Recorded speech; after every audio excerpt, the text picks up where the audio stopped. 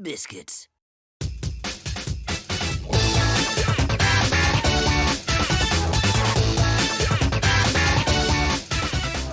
This is usually the part of the video where we question the validity of said subject's popularity.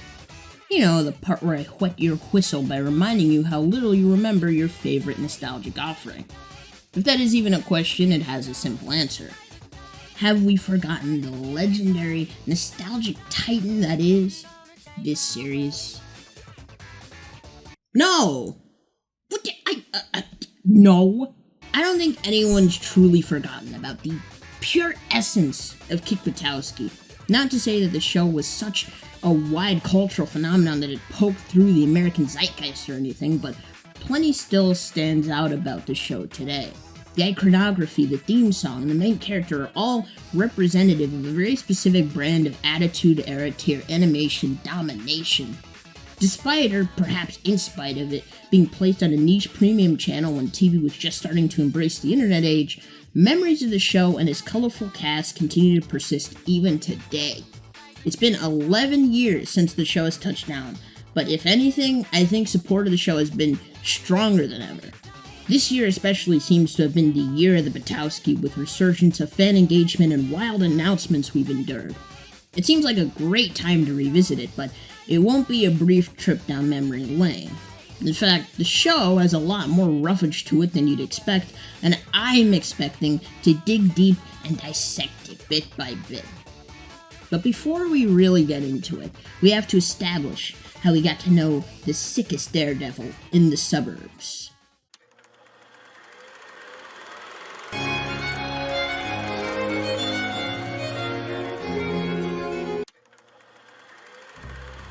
The late 2000s was a weird time for TV animation. Coming off the heels of an explosively creative decade came a lot more of the same and then some. With more innovative and fresh young minds entering the space came more technological advancements and hiccups. More folks were quickly finding more avenues to make more concepts come to life. Flash, Toon Boom, even full CG started to be implemented more in various projects. It was a period of rapid expansions and builds, of which nobody was more well-equipped to navigate than Disney. Being the standard bearers of their own Renaissance era previously, they were primed and ambitiously rearing to go. In response to the glut of successful theatrical projects they managed to make, production on direct-to-VHS projects surged throughout the mid-90s into the 2000s. Various tie-ins with the TV animation unit were initiated as a consequence, in addition to several units made for specific blocks. Mainline Disney Channel, One Saturday Morning, ABC Kids, among others, were served by this deluge of content. Original animated works weren't present in equal capacity, but the ones that were easily made up for it in prominence. While the Disney Channel slate was fairly visible, the most loaded animation destination the Mouse House had came in the form of Toon Disney. Being born in the late 90s, the channel was born to serve the sheer magnitude of animated series and specials Disney had accumulated. By 2008, it had entered a full decade on the air, with hundreds of aired series, movies, and specials under its belt. It had served its purpose well, but as the times were a-changin', it became evident that it would receive an upgrade of sorts. The channel's most prominent concept was the inclusion of the action-oriented block Jetix, which had come to receive its own set of channels overseas out of an abundance of popularity. It seems like a rigid and ill-fitting concept in theory, but for Disney, it couldn't have been better. It was a highly malleable idea that could host many types of content and still fit the bill. They'd even started to experiment with their own original series, not unlike Nicktoons Network. Over time, its space on Toon Disney metastasized to the point where it took up a majority of the day. While this was off-putting to some, for others, it was quite the serendipitous change.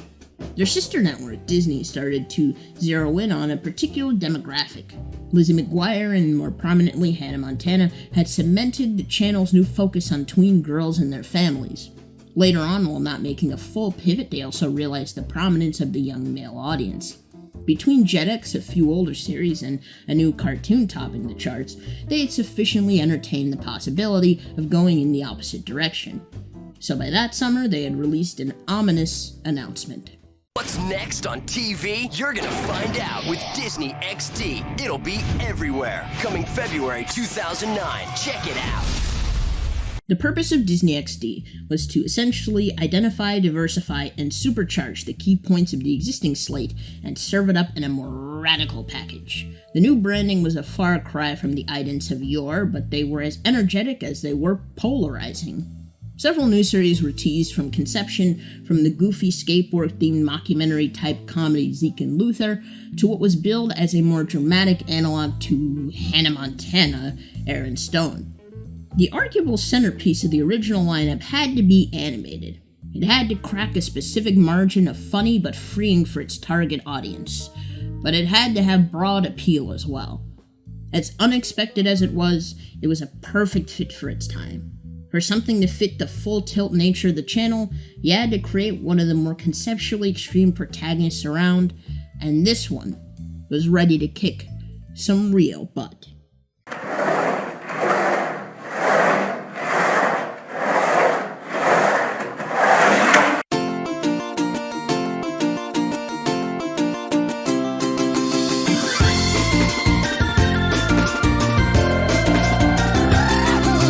Kick Buttowski officially skated across screens on February 13th, 2010, an exact year to the day from the premiere date of Disney XD.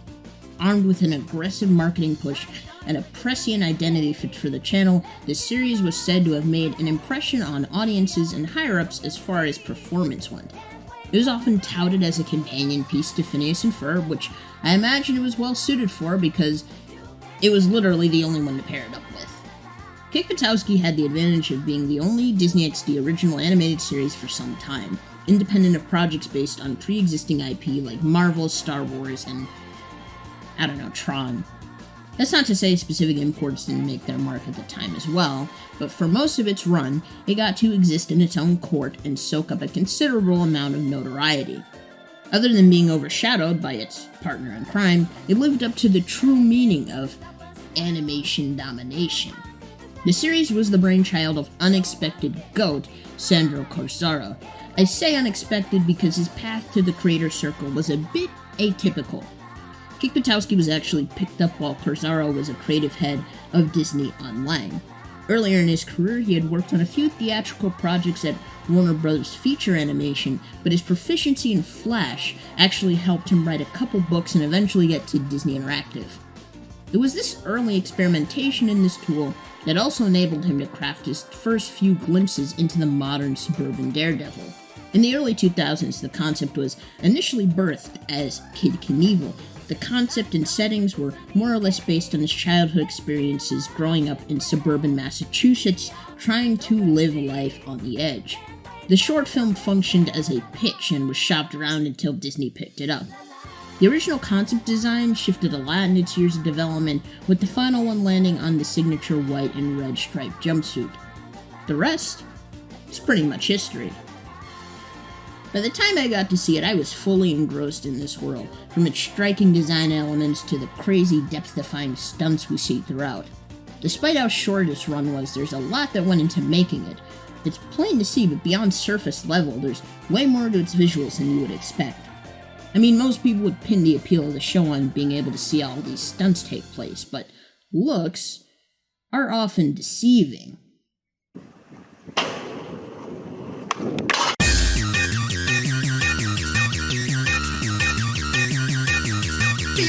Personally, Kick Buttowski strikes me as a very impressive series visually speaking. Technologically, it was likely advanced for its time, being able to merge older, more dynamic design philosophies with newer but powerful digital tools. Part of why everything meshed so well was due to the staff they had on board. Sandro was actually still juggling his position at Disney Online for at least the beginning of the show's run, and while it seemed like he kept a consistent presence amongst the show, there were obviously other folks that helped steer Kick across the finish line. One of which would perhaps be an unexpected addition.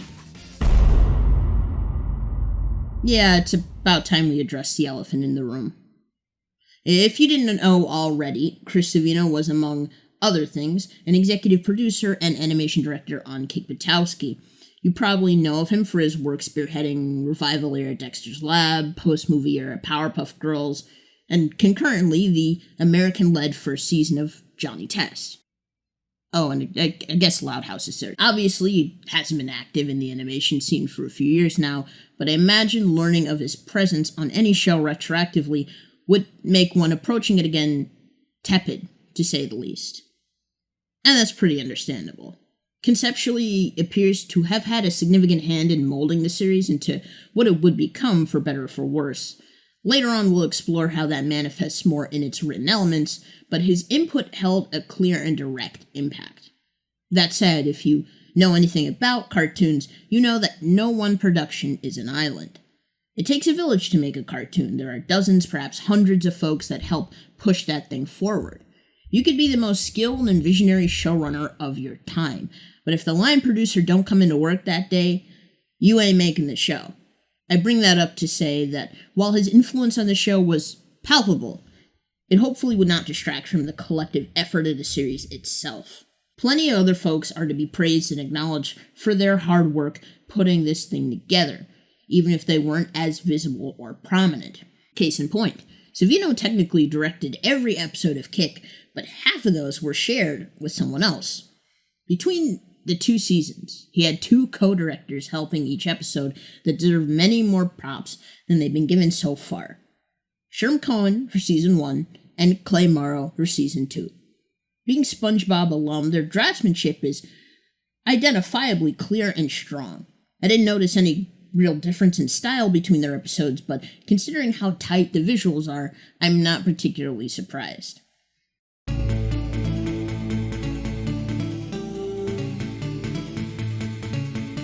Generally speaking, Kick had a lot of experienced folks working on it. Even the concept design was whittled down by some familiar faces. I think having a more traditional contingent of folks helped imbue Kick with a specific bounce to its design. The art style of the show is pretty distinct. Title character aside, it's generally interesting to look at. Working off of Corsaro's initial concepts, it's clearly been rounded up and buffed out as most concepts are. However, it's clear that Kick has a special feel to it. Reflecting on concept art from its nascent development, it seems like Kick could have easily blended in more with the period of which it was formed. Based on some of this work, I could easily see it end up on Kids WB or something. A lot of 2000s animated series either ended up super stylized or significantly simplified. Surprisingly, I think it managed to strike an odd balance between the two. A few attributes remained consistent throughout. The stubby legs, the daredevil gear, the round body shape. His steely gaze was not even a permanent feature at this point. A lot of what came to be of Kick ended up emphasizing his place in the world, physical or otherwise. Kick goes up against a lot of obstacles on his journeys. Much of the show feels like the end result of exploring the unstoppable force immovable object paradox. Perhaps unassuming in his soft-spoken stature, his rock-solid stance on his activities and energy when reflecting on his goals is often just put into place through how he stands. He, as the trademark immovable object, is subjected to all manner of unstoppable forces and entities, but he stands sturdy in the face of it. It's stuff you could easily pick out in certain shot compositions. It's not unusual for another character to take up more space or back kick into a corner, but he still remains a formidable shape on the screen. In other shots, stuff literally slides off his back. The dynamics of this smaller, rounder kid living up to an understated but doggedly determined personality is perhaps an underrated attribute of the character. His design is an important part of the show, but it would be much more forgettable without his amazing roster of stunts. The series actually utilized Evel Knievel's son as a stunt coordinator, a role you can see carried out in everything the show does. The show was able to bring in a lot of the right resources to fill in the right roles, so it's no surprise that the animation studio was well suited for its abundance of action. Modern Canadian Titans Mercury Filmworks worked on Kick Buttowski as the first of many recent partnerships with Disney Television Animation. Of their line of productions, Kick was the first to be released, but there were a couple of series that they were probably working on with the mouse in the late 2000s, early 2010s. In the fall of 2010, Fish Hooks touched down, a highly energized sitcom following a literal school of fish. By February of the following year, Jake and the Neverland Pirates would launch a lighter, softer spiritual successor to Disney's Peter Pan canon. The former basically perfected its character-specific motion design and medium blending, whereas the latter established an even-toned yet fairly intriguing world for its more complex character designs to live. While Kick Buttowski definitely shared more in common with the former project, it seemed like it was able to balance focuses that both shows had in one fell swoop. At its core, the show was pitching a high-octane, extremely involved action comedy, and while not running a mile a minute per se, Kick Buttowski showed a proficiency in creating the illusion of a super fast pace. Every small animation detail works to sell this premise. In contrast, the character acting also has a particular emphasis placed upon it. It rarely deviates from the comedic slant, but every instance helps prop up and establish this world on more solid ground than the protagonist would wipe out on. Biscuits. My spleen! Again, it's a really cool thing to absorb on a technical level, especially considering how well it's aged since its debut. But a show cannot usually clinch its audience just based on good looks alone. It's gotta be able to take you through its world and show you where it really stands. If it's got a brain in its skull, you'll be the first to figure it out. And despite its supercharged lifestyle, you can tell this one was still making calculated choices all throughout.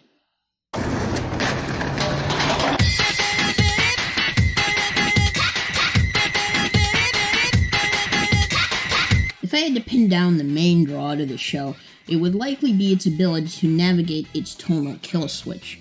What I mean is, while the show is not exactly a genre chameleon, it's able to sidestep its radical extreme MO and touch back down to earth to deliver some compelling interaction.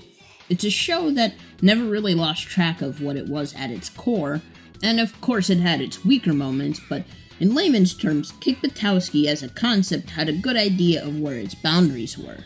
It seemed pretty common for kidcoms and cartoons of the time to list way too far in one direction, tonally speaking.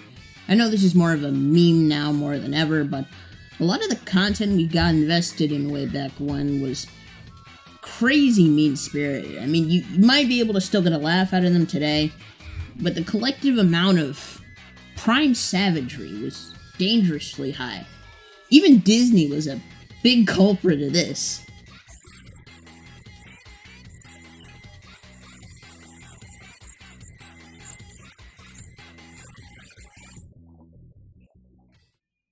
Damn. That was rough.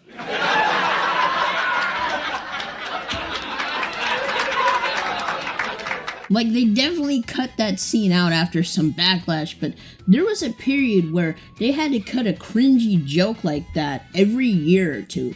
I wouldn't be surprised if the writers tried to pull a bait and switch like their colleagues in animation would.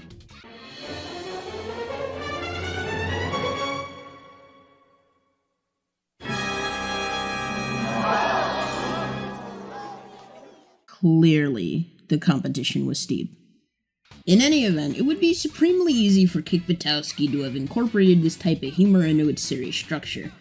Not like the Disney XD library was terribly outlandish in the same way, but the operation did seem like it could dip into a bit of pandering if they so chose. Escapist fantasies are pretty native to this branch of entertainment, but the degree to which they embrace such is one of the many factors that determines how the show will turn out. Considering that Kick was built off childhood memories of mildly extreme stunt work, a good balance between radical and relatable should be key, which our title character luckily embodies pretty well. Kick Buttowski himself is as sensible as he is sturdy. He is the window through which we escape into this all-too-familiar setting to live through his work. In the grand scheme of things, the situations he's placed in aren't terribly far removed from real life. Rather, it's his introduction to these mundane elements that usually spices things up. He's well-read and experienced in his craft, but he takes more than his share of pratfalls episode by episode. When it comes to his specialty, he's not exactly a pushover, but this world puts him up to a lot of dumb shit. So when he tests out a new and totally tubular catchphrase just before he eats dirt, I can't even really get mad. Not like he doesn't spit out some groaners on occasion. For the most part, I feel the vibe. There are plenty of other characters that could snarkily make their way through their struggle plate and make it out okay, but because Kick makes more time for action over strong one-liners, it makes that stand out more here. This is important because the show style is quite physically involved. Kick's obviously a man of action, but the way the humor and character composition is built up relies heavily on that following through. With a storied group of artists at the helm, they got a lot of good wild takes in there, but moreover, the aesthetic of the show is kept well intact. If Kick followed more in step with, like, a 90s video game mascot spouting off quips and franchise-spawning slogans for most of the show, it would feel less like Kick Buttowski and more like Rocket Power. Heads up, you guys! I'm good to go! Rocket Boy! Yeah! Again, calling back to the intentional contrast put between Kick and the rest of the world, it's important to keep him as is, so the audience has a standard to hold the show to. We're to see the stunts, but generally his figure and presence is uncompromising and solid. He's a dynamic character, one that gains top speed when the stories emphasize him sticking close to said character. One of my personal favorite episodes, arguably a definitive story out of the whole show, was actually from a more experimental, dialogue-heavy half of the series, titled, You've Been Bradded. While Kick tries to establish a personal record of his, Brad seems to be up to his usual shenanigans, stomping out his little brother's plans and taking immense joy in it.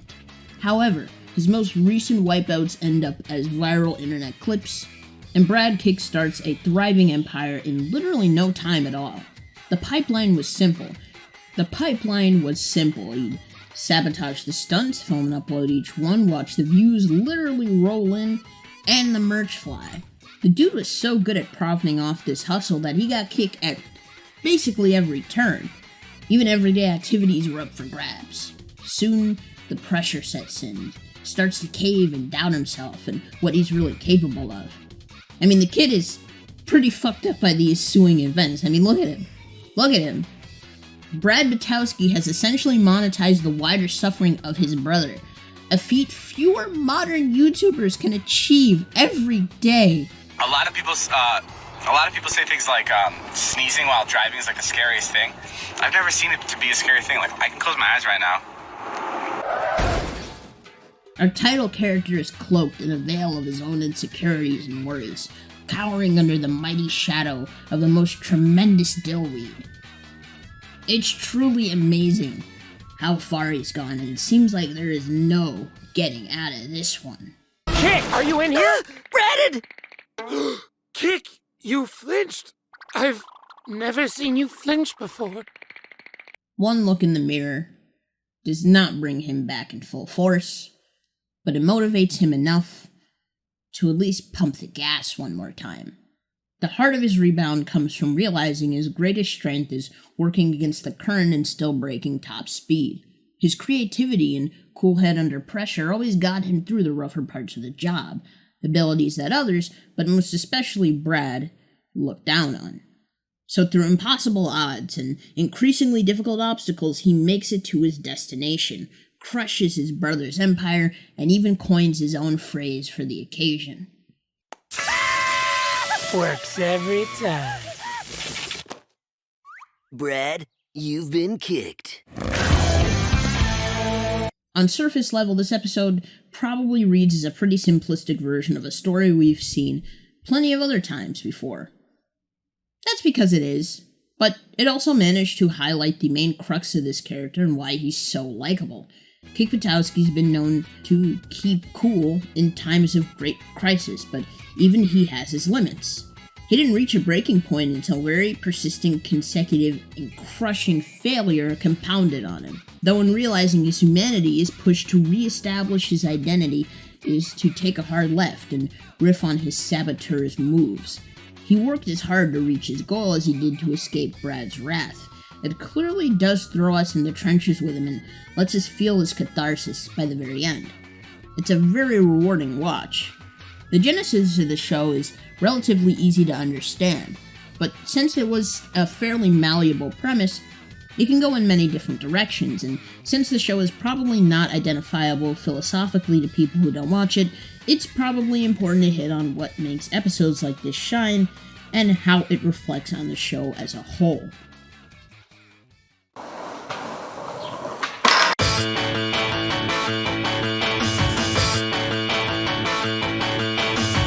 Fundamentally, Kick Buttowski is a really solid series, especially for its time, perhaps more so than anyone would expect.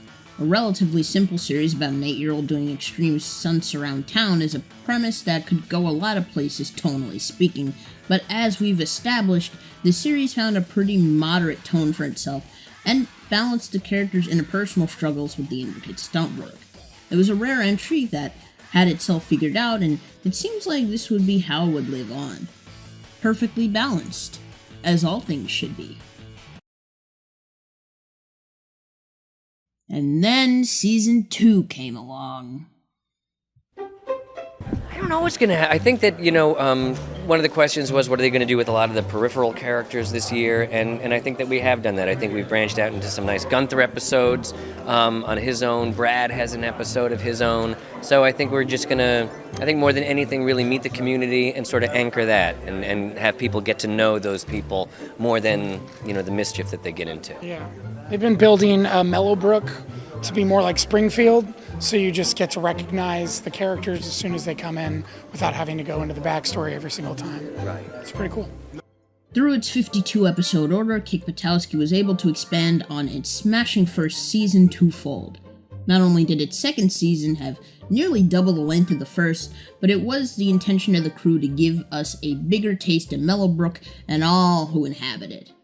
There were plenty of characters that were introduced and given a degree of dimensionality to them, but they all served to pad out Kick Buttowski's world while they were all living in it. For much of Season 2, they tried to flip this on its head and have these folks explored more through Kick, with mixed results. There's definitely a few high points to be found, but there's a reason why fans consider it to be the worst of the two. Now, we've gotten plenty far into this joint without really knowing what makes this show. I mean, I'm sure you get the vibe, you feel the ruckus, but we haven't really dissected what makes everything mesh.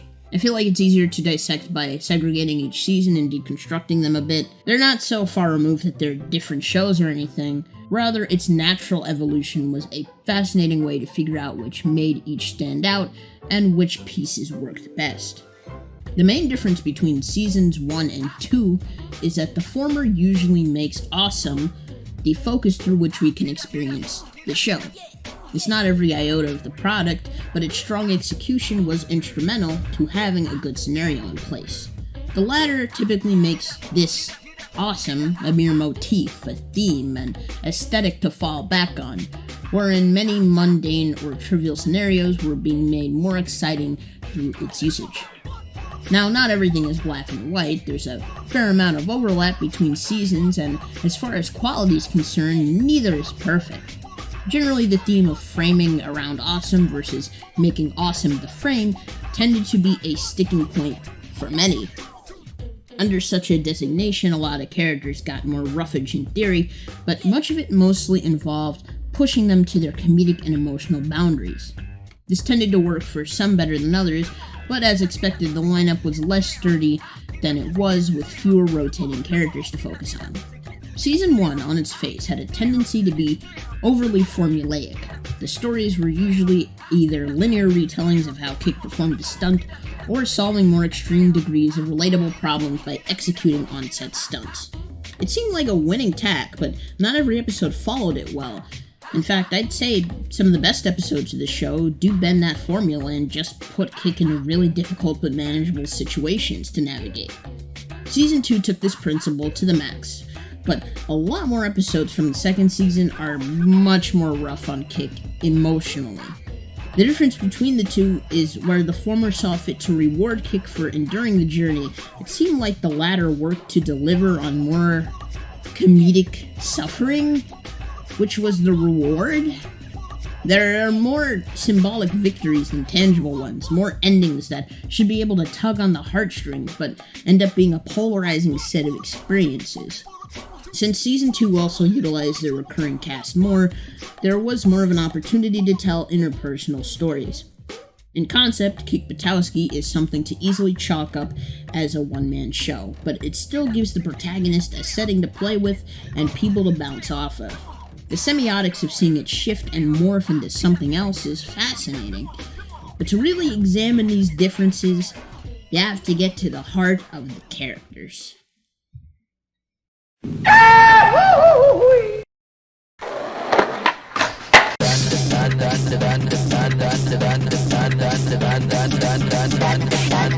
This is the part I saved up all my notes for. So far, we know that as far as presentation, style, and philosophy go, Kick Buttowski pretty much always understood the assignment.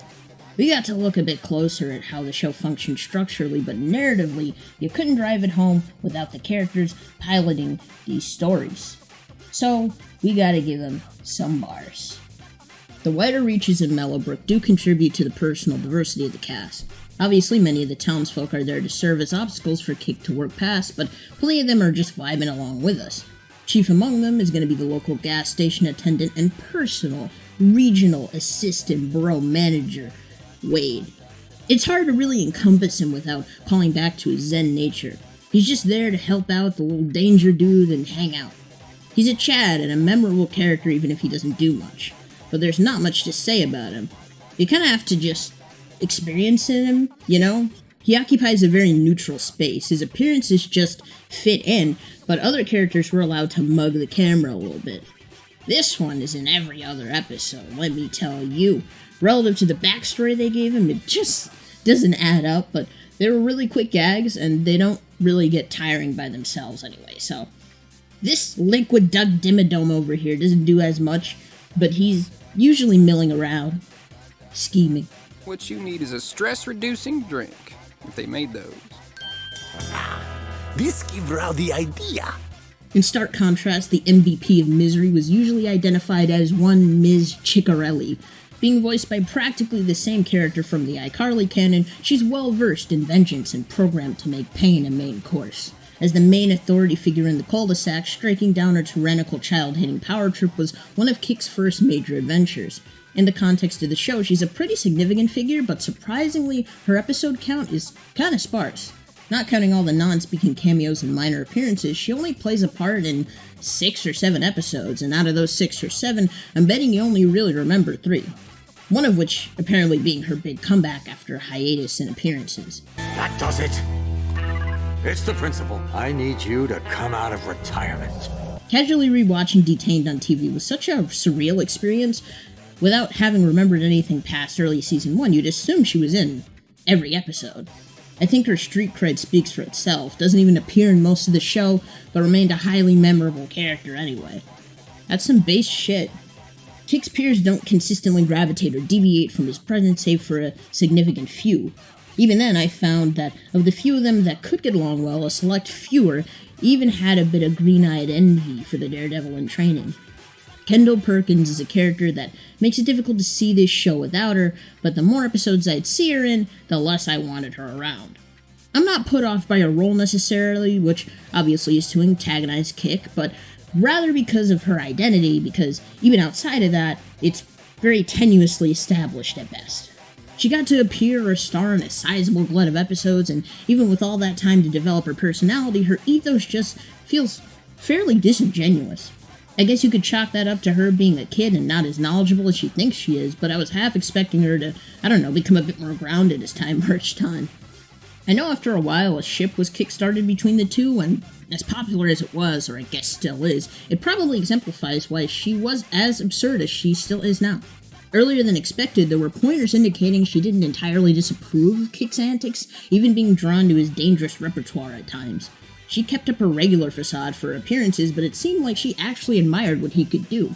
You'd think they'd give her a chance to actually kick, flip, and grind into a new hobby or grow as a person based on what she picked up from him, but it's never brought to its apex. I don't take umbrage with this character type by itself, again, but in Kendall's case, it's usually just not fun to watch. Plenty of the other antagonists are flatter than 50-year-old Coke, but they do have some kind of comedic pull to them. They did kind of tease the former, but when this episode came along, she spent her time parading around Kick with stolen skateboarding valor and trying to bait him in the most obnoxious ways. It was really forced conflict to the max, and it hammers home how the show upholds its take on individuality in some kind of weird, nuanced, but unintentional way. Kendall's not an out-and-out miserable character to watch, but on the show's terms, she usually doesn't succeed without compromise. She is hyper-aware that her way isn't exactly the highway, but she refuses to just embrace other things. It's wild because she has a boyfriend that she likely has a vapid connection with as is, but he understands these concepts much better than she does. Ronaldo is another character put there to challenge Kick in contrast to the rest of the town. He's a bit well off, has a bit more brains, but is overloaded with arrogance and statistics. While he does his fair share of antagonizing, he's around more as a personal flex. In addition, he probably copped to Buttowski's skill faster than Kendall. He's aware it's not really his area of expertise, but he does see the value in it. It's weird because his girlfriend seems way more interested in Kick's side of the cul-de-sac, and though he's seemingly unaware of such a reality, he also secretly gravitates toward it too. Far removed from playground politics, he would be down to shred in theory, so long as he can incorporate some scientific know-how into the mix, which is a really interesting dynamic to see play out. Aside from the series regulars, Kick Buttowski gave a lot of room for the guest stars to fit organically into the mix. I always liked that Kick drew a lot from extreme sports, which not only meant that they did their homework on the stunt work and everything, but that they also ushered many voices from sports to be part of it. It was the most advantageous it was made at the time it was. Nickelodeon, Cartoon Network, or any other competing source probably couldn't bring half the ESPN sportscasting lineup behind the recording booth in such swift fashion. Not only that, but their performances weren't half bad. They rounded out the guest list pretty well, of course. That's not to say it didn't have its fair share of timely celebrity guest appearances, though. They really did cast a type. Some of the most memorable characters are the ones helmed by the celebrities. Once you figure out where Rico Rodriguez, Jim Parsons, and Adam Carolla fit into the equation, it'll leave you flabbergasted, I guarantee it. Then again, when they don't hit as hard, they're aggressively mid. Just very middle of the road. As weird as it is to admit, I think they could have made more out of Fergie's guest appearance, but you didn't hear that from me. It was really fascinating seeing how some of Kick's biggest heroes and allies were personified. The whole ethos built around Rock Callahan, in-universe or otherwise, was a great note that helped tie the whole theme together. There's a point where Kick Buttowski and Dwight Howard were just conjoined at the hip, and despite how forced the pair-up was, it was a really fun exchange. When you watch it all play out, you do get a good vibe from it. It doesn't really overstay its welcome. Me, you, and some serious Kick Buttowski. This is gonna be awesome. A night of Kick Buttowski so big, they needed me to host it. Let's do this. One that sticks out is a couple of dudes that worked at the local skate shop. They're recurring characters, so you'd expect that they wouldn't hold much bearing on the show, except one of them is silent, but he's also played by Tony Hawk. Now, you would assume that his specific tangent probably translates well enough because it's a common enough archetype, and it's not too unobtrusive. I mean, they already had a set of characters in the show that matched this to the T. That's so weird that one talks and the other one doesn't. Don't you think so, Tug? But you know what? I gotta spit for a minute. I'm sorry. Like I said, it is not like Kick was starved for cameos from greats in the sports world, but because you got him there, there's no excuse not to utilize him more, son. I can't. I can't. This dude got more airtime in the 2 Zeke and Luther episodes he was in. Shit, I've seen college humor shorts that had more dialogue from him. When Sharknado 5 retroactively makes him more of a significant figure in their movie. Yeah, I can't fake, man. You done goofed. You be getting goofy in here. I mean, his filmography is kind of lacking. I mean, it can't fake the funk. It kind of duke. It's a little cheek. But I can't clown on him, man. He's a nice dude. He probably just wanted to contribute to as many pieces as possible. Which makes it even worse that you got him to be a part of this show that's celebrating extreme sports and stunt work and the whole culture around this shit. And he has like 5 lines split between half as many episodes and a whole 52 episode fucking romp about kick flipping and grinding. I gotta ask though, was it worth it? Was it really, genuinely, honestly worth it? Tony Hawk it later. Cowards. Anyway, we gotta zero in on the most important characters. At the end of the day, it's not hard for the title character to swoop in and steal the show, which is why, even in universe, he has plenty of fans. Now, the fans are really important.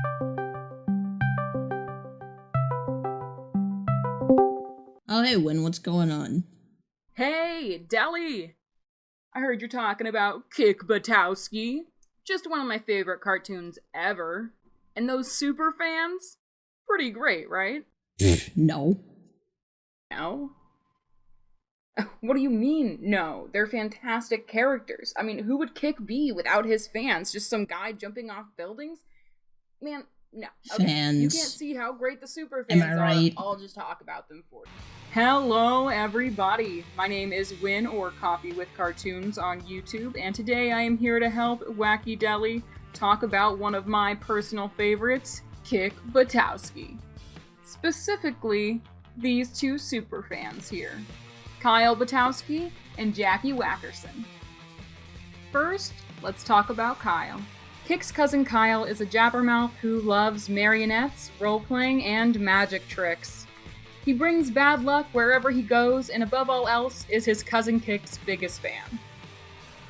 Kyle views Kick as his amazing daredevil cousin who can do no wrong, and throughout the series he never really has that challenge, or is even externally disappointed or upset at him, seeming to be blissfully ignorant of any mean or unthoughtful things Kick does to him or says about him. Though, to be honest, Kick is mostly unthoughtful when it comes to Kyle. He just usually catches him at a bad time. Save for the first episode Kyle's in, Kick is seen to find him annoying but also cherish him as a beloved family member who thinks highly of him. And really, that's what Kick gives in for a lot of the time, to uphold that image of himself in Kyle's mind. One of an awesome daredevil and a thoughtful cousin. But the first episode he was in, my god, they really laid the hate train on this dude. One thing that really stood out to me about Kyle was the way other people treated him. As if he was the most annoying, terrible nuisance of a kid that they outwardly expressed disliking and not wanting to be around. I mean, look at how happy they are all to tell him bye, compared to when he arrived and they scattered like he was Frankenstein's monster or some shit. Rude! When I came back to the show as an adult, I was really surprised that everybody treated him this way. Because, honestly, I just didn't find him that annoying.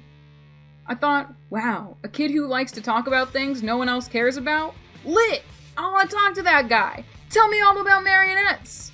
It actually shook me that no one ever treats this kid with respect aside for Kick, and to a much lesser extent, the marionette store owner. Not even his own mom, who excitedly ditches her only kid at her sister's house time and time again.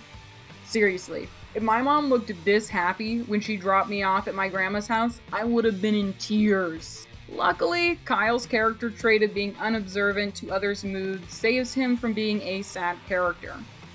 But gosh, this guy is adorable, and I wish he had a friend that wasn't a marionette in his person. He was voiced by Tom Kenny. You know Night Brace from Kids Next Door? Leonard Francis Leopard from Handy Manny? Cupid from The Fairly Odd Parents? Oh yeah, and SpongeBob! I like to think that the design was made with him in mind, hence the SpongeBob-esque buck teeth.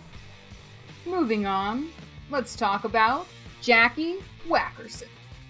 Jackie is already Daredevil obsessed when she moves into the neighborhood, so when she sees Kick doing his stunts, she immediately begins to fangirl. And with some encouragement from Kick and a tangible vessel for her already obsessive fan personality, she quickly fell into her Sierra from Total Drama Island World Tour role. Aside from her obsessiveness, she is also known for being scattered and hyperactive, earning her the nickname Wacky Jackie. Like Kyle, she idolizes Kick and does creepy things like steal his baby teeth and underwear. But unlike Kyle, she has been visibly upset or hurt by Kick's actions and words. However, instead of letting these incidents get to her, she either accepts Kick's apology or stops being angry at him by the next episode.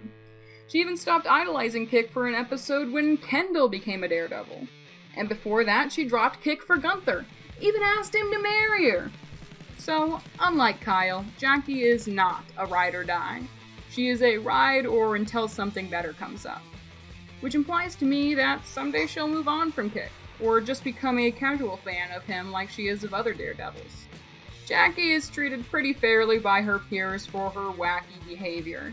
Most of the time they just ignore her save for Kick and Gunther, but she did almost win class president, which means she can't be nearly as hated as Kyle. Her obsessive nature actually reminds me of someone else her voice actress, Maria Bamford, voiced. Does one Miss Nora Beatty ring a bell? I was shocked when I saw this on her IMDb. but she plays obsessive so well it wasn't surprising to see it wasn't her first time. Now on to how I felt about these characters' places in the show and them together. If I'm being honest, having both of these characters in the same show seems a little redundant. It's not that they aren't different, it's that they both are playing the role of obsessive fan who won't leave Kick alone. And it would be one thing if they were a duo, because then they'd be like a posse, and therefore one character. But the thing is, they aren't a duo. They don't even share an episode until the last one, where their dynamic and chemistry was chaotic and perfect. But the point I'm trying to get at here is I feel like you could have replaced Jackie and Kyle in most situations or vice versa, and none of the plot elements or real story would have changed. I mean, except for Kyle going to school with Kick, and okay, those 2 wedding bits would have to go too, but you get my point. I don't feel like any other characters in the series would have that kind of interchangeability. They all have very specific attributes and issues with Kick, which would make replacing them in a situation change the conflicts entirely. But the same cannot be said with my 2 super fans over here, since 90% of both of their characters are just loves Kick too much, and can be predicted to make nearly the same choices surrounding him. And well, you always be watching Kick, so... In fact, the only episode that I feel Jackie was taking more of a unique role was For the Love of Gunther, a Season 1 episode and definitely one of my favorite of her episodes. If not for the fun plot and the power of friendship, then at least for Jackie's mom. I mean, look at her! She's adorable, with her jade jewelry and her poofy dress. Sure wish she was in more than just this episode. Regardless, this is the episode where Gunther finds out about Jackie's Viking hobbies and love of lingonberry pie, and develops a massive crush on her. So, Kick helps him become a daredevil to impress her, and it works. She asks him to marry her, and they walk off into the sunset. And of course, this gets reset to the status quo the next time we see them. Which, honestly, kinda unfortunate. I would have loved to see what their relationship and dynamic would have been like had they continued to date throughout the series from then on. I guess I'm just a sucker for any kind of romance episode. But I think what really stuck with me on this one was the implication that Jackie, very aware of her wackiness, obviously believes she deserves to marry only the best daredevil in town. And I respect that confidence. Regardless of their possible redundancy, these 2 characters were always a hallmark of the series when I was a kid and when I've been thinking about it lately. Maybe it's because I too obsess over things no one else seems to care about. But I just really like these 2. The energy and cartoony violence they both brought to an already ludicrous show was fantastic and bombastic, and Kick Buttowski wouldn't be the same without his super fans. You know, it's interesting. As far as these 2 go, there's a bit more room for interpretation in regard to how well they fit into the series structure. When I was taking my own notes for them, it was hard to ignore their rougher patches, but I was able to come at the issue from a more mixed perspective than most. See, Kyle and Jackie are comedically focused, but there are subtle and not-so-subtle differences in how they interact with things. This show is a lot of slapstick madness, so it's easy to just see them as roadblocks to surpass. But even as background characters, there are tidbits there to remind you where they stand. Jackie definitely seems like a more fleshed out character to me. It took me a while to not add the wacky onto her name, but it became easier the more episodes I saw with her. Her obsessive personality is a clear and immutable condition, but she was written with other traits in mind too. We get to see that she has limits and goals and an identifiable backstory. It's funny because stuff like dancing for the enemy is clearly leaning on other dynamics to rope us in and carry the tension all the way through, but they show me more about people like Jackie than I expected. I think she's definitely more of an extreme sports junkie than one would give her credit for, which this series only lightly endorsed early on. She's only gravitating towards Kick because a lot of him inherently ties into that craft, but it's evident that she knows a lot about stunt work even independent of his projects. She's a talented dude, and if her main shtick wasn't shadowing Kick, she would likely make a great daredevil herself. In another timeline, I could see the two becoming a dangerous pair, traveling the world and smashing records with their combined might. Kyle, at least based off of what I saw, was not given as many nuggets of gold to even him out. They definitely did give him some character building, but all of it was second fiddle to the overbearing comedic routines they did with him. Most of his shtick was just rattling off weird facts about himself and whatnot. I'm thinking there was more leeway with him because he was just like a quirky family member to shove into the mix. His one appearance in the first season led to like 4 or 5 others in the next. I don't know if he was a favorite among the writers' room or he was just that popular among the audience, but nevertheless, he's made his indelible mark on this show. As far as Savinoisms go, he's a most prominent example, at least to me. He feels like a rejected Loud House one-off in all but design. A lot of people turn on him just for his antics alone, but I can never really get over how Kyle episodes usually end for Kick. They don't put character assassination in full view, but it's just wild the way that some of these episodes conclude themselves. Some of these make Full House feel like Family Guy. Granted, this isn't really Kyle's fault as a character, but obviously his involvement is what earns him a bad rep. It's wild because he definitely has the makings of a sympathetic character, and it's clear that the comedy came first, and I don't know how well it panned out for him. The pair seems like opposite sides of the same coin, two similarly composed pieces with very different faces. Jackie definitely feels more like a character to me and someone to bounce off of, while Kyle feels like a device or a road bump to get past. They both have their moments, but I definitely lean towards one more than the other. I don't hold disdain for any of their exploits either, it's just totally serviceable. I couldn't say they were flawless either, but I think their more explosive traits made it easier to dig into their true nature. In contrast to the last set of characters, this unit more or less has twice the amount of extreme characteristics and involvement split between 4 characters. Now this is actually a really interesting part of the show because... Hey Dan. Hey Deli. What you doing? Building a retrospective. On YouTube? Some of it. Wow, isn't that kind of impossible? Some might say. Wow, isn't that kind of stupid? I was gonna go rank every episode of American Dad. You want to talk about that episode where they constantly kill the dog? Kinda in the middle of something here. Oh, right, yeah, okay, I'll see you later then. Oh, but before I go, I figured since you're talking about the show, I might as well send you this meme, for you to look at. I figured you'd get a kick out of this. Get it?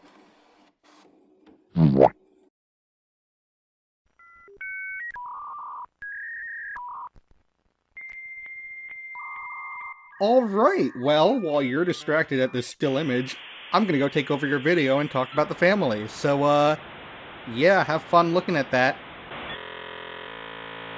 In the hit animated Disney XD TV series, Kick Buttowski, the focal point of the show is the titular character, Clarence Kick Buttowski. When you look at the character of Kick Buttowski, you normally pay attention to the whole entire name. I mean, I personally can't blame you. It's a very clever play on words if I do say so myself. But what if we just shift focus to the surname? Forget Kick for now. Let's focus on Buttowski. What do you think the origin of that name is? Italian? I would say Italian would be my guess as well. For a show with the tagline Suburban Daredevil, there's a lot of time focused on the family life of Kick. And in a family of 5, where only one of them is a daredevil, it's interesting to see these different perspectives and how they affect Kick's life and how Kick affects their lives. In the beginning of the series, they really don't play a major role, which makes sense. The showrunners wanted to establish Kick's daredevil tendencies early, so many of the early episodes were focused on a specific event or stunt, like skateboarding down Dead Man's Drop or attending a monster truck rally. Really, only Kick's older brother Brad played a major role in these episodes, but it was more as an obstacle for Kick to overcome, and less about the brotherhood between the two. It's not until about season 2 that we start to see the family play a more important role in Kick's actions and decisions in each episode. And it's here in this season where the family members' characters, personalities, and flaws begin to shine, for better, and unfortunately in some cases, for worse. This is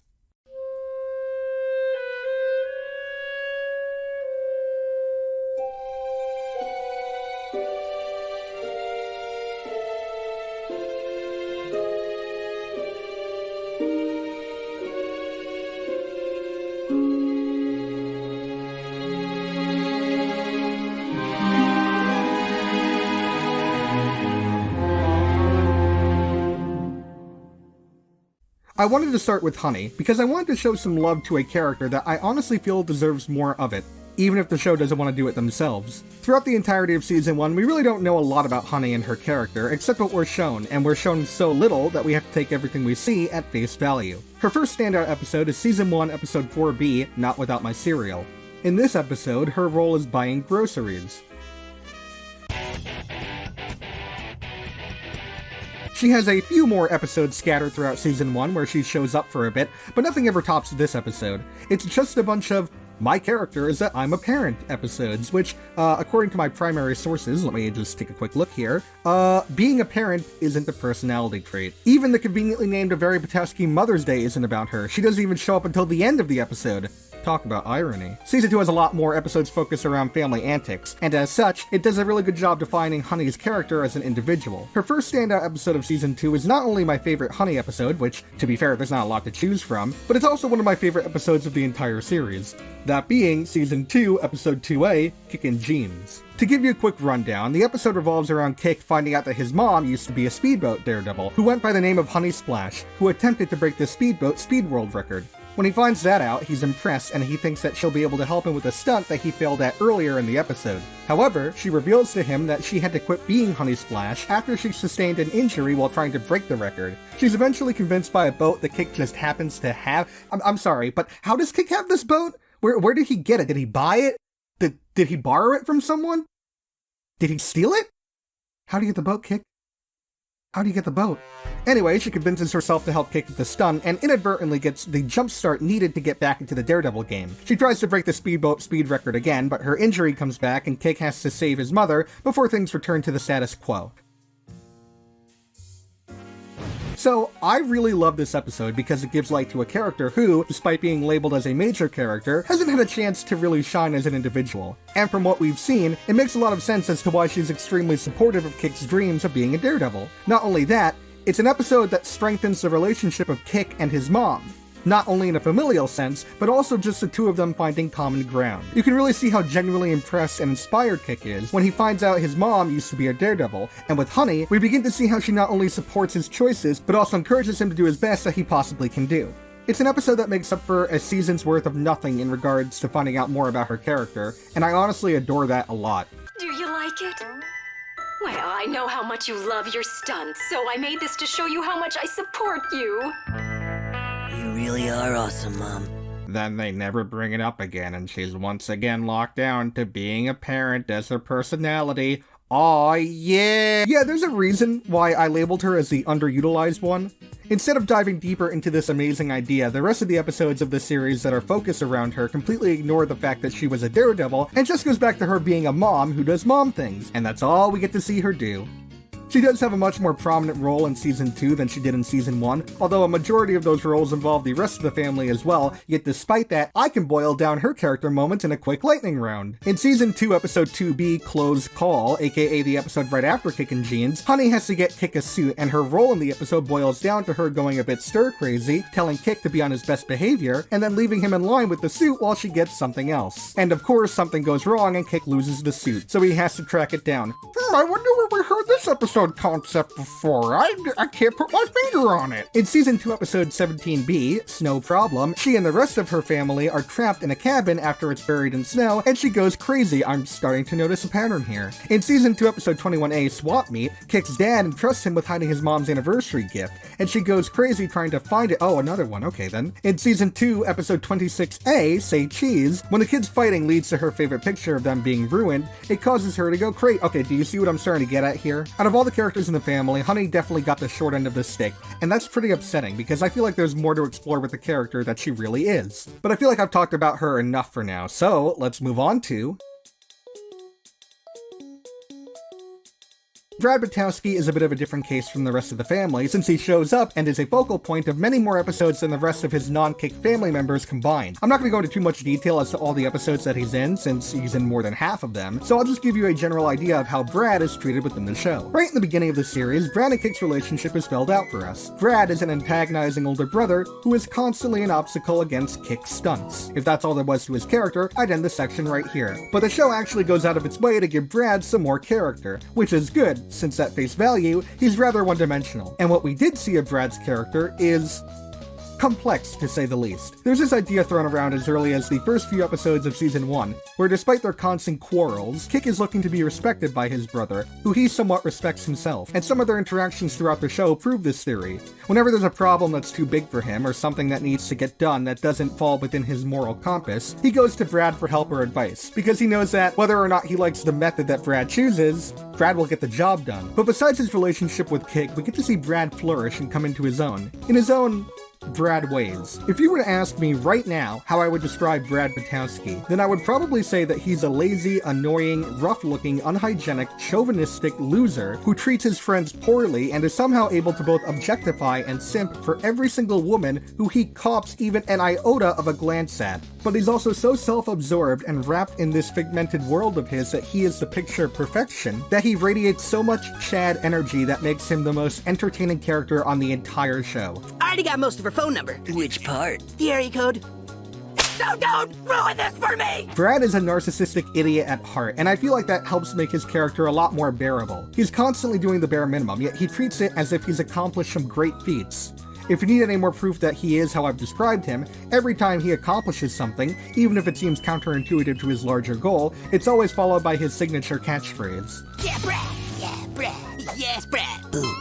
Like Kick, Brad seeks the respect of his elders, but he's a lot more upfront about it. In the Mother's Day special, which actually turns into another Kick vs. Brad episode, the whole reason they started fighting in the first place is because Brad feels like he's his mother's second favorite child, after Kick, so he tries to sabotage Kick's Mother's Day plans and one-up him. And in the Swap Meet episode, the only reason that Harold entrusts Kick with hiding the gift is because every year prior, he's put Brad in charge of it, and he's just plain terrible at hiding the gift. When Brad finds out that Kick has usurped him, he's upset that his dad doesn't trust him with the responsibilities anymore. Of course, when he's given the responsibilities, he neglects to take care of them, but he wants them nonetheless. However, I would say the most intriguing thing about Brad is that the largest obstacle that constantly pushes against him isn't Kick or getting rejected by girls, but it's himself and his personality. I know that seems a bit confusing, so let me provide you with an example. In the Season 2 half-hour episode, War and Peace, we see the Buttowski family travel to the Old Country. Brad tries his luck at getting some Viking babes, but he's striking out as per usual. Honestly, I can't see how that's possible with a pickup line like,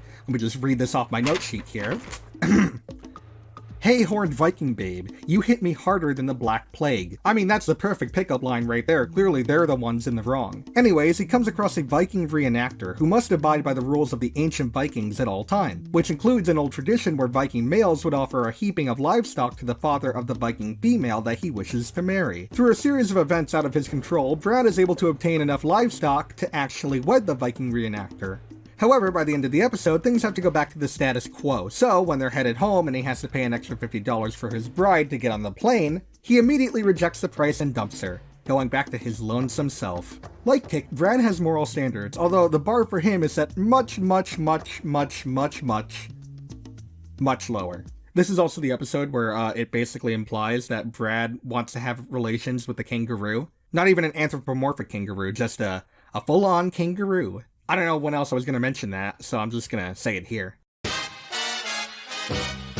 Without a doubt in my mind, Brad is the most entertaining character on the show, which is ironic because he was so close to being written as an annoying jerk older brother. But thanks to a combination of extreme narcissism with just being a complete loser, he manages to pull through. Honestly, he should change his name to Chadley with how much Chad energy he's radiating.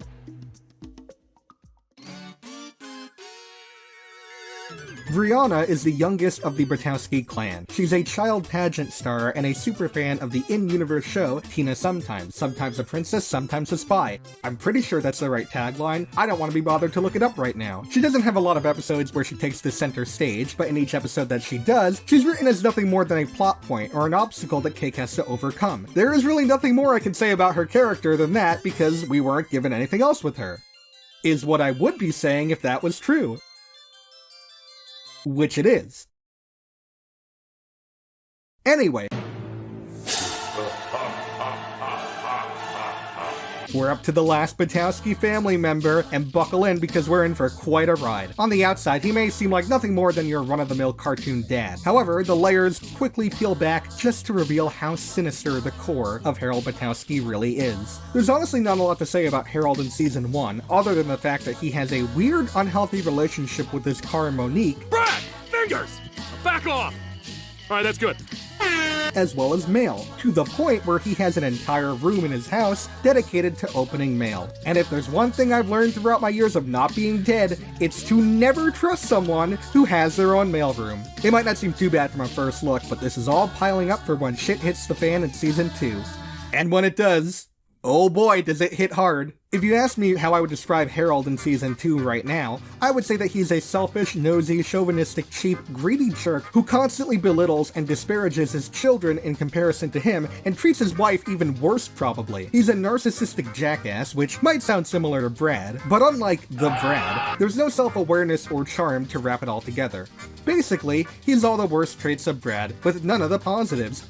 That's not a good character! There's an episode where he has to rebuild Kick's room after it's destroyed, only for him to go, "Actually, psych, I want a man cave now, so this is my new man cave. Haha, fuck you, son." And then he does the exact same thing to Brad at the end of the episode. There's another episode where he takes his entire family on a relaxing vacation, only for him to go, "Actually, psych, we're staying in this rundown cabin where I won't allow any of us to have phones or laptops. Also, Kick, we're staying on an extreme mountain where you can do tricks to your heart's content. Actually, psych, because you're not allowed anywhere near this mountain we're staying on. Haha, fuck you, son." Bro, what the fuck? The list goes on as to what he does and how he keeps mistreating his kids, but out of all the kids, he's especially terrible to Brad. It's eating my soul!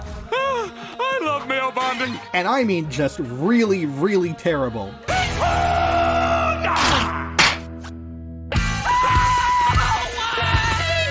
How about his relationship with Honey? Monique doesn't know about your mother. Harry, honey, would you open this pickle jar for me? I don't want to see a fingerprint on Monique when I get back. What pickle jar? If you think I'm just picking and choosing random moments from episodes to make him seem worse than he actually is, I want to call attention to the episode Say Cheese. While the kids are trying to get a picture taken to replace the one that they destroyed in their fight, Harold, who's more worried about Meatloaf Night than his wife, stays with her to try to snap her out of it. He tries a few things, all of which fail completely, but then he says this line. And now it's time to make meatloaf together, just like our counselor said. So it's basically confirmed that they go to a marriage counselor, and I don't think that they're just going to try it out. Clearly there's some problems going on in Paradise, and this statement more or less confirms that. At the very least, it seems like they're trying to work through their problems, but with someone like Harold, I don't know if I can with this guy. He's just that bad.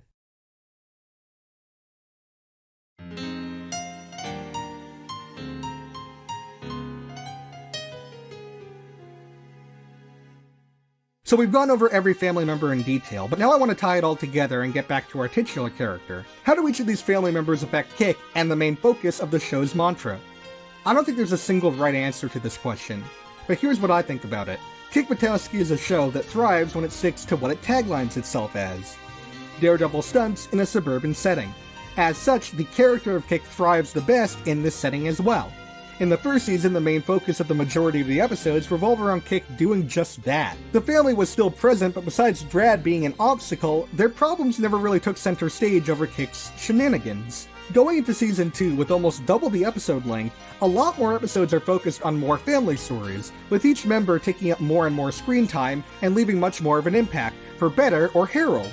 These episodes take more precedence over stunt-heavy episodes, and as such, the show and the character drops in quality. Kick doesn't really mesh well in the family setting, but I don't think that's the fault of the family inherently. If the family episodes revolved more around their impact on Kick's stunt, or vice versa, then I feel like it could have worked better, as it's not deterring from the mantra of the show.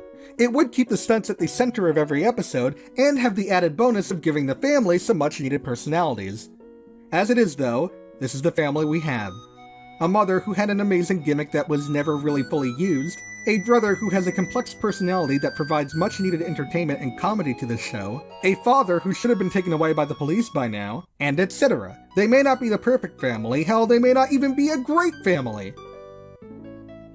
That's it, that's all I had to say.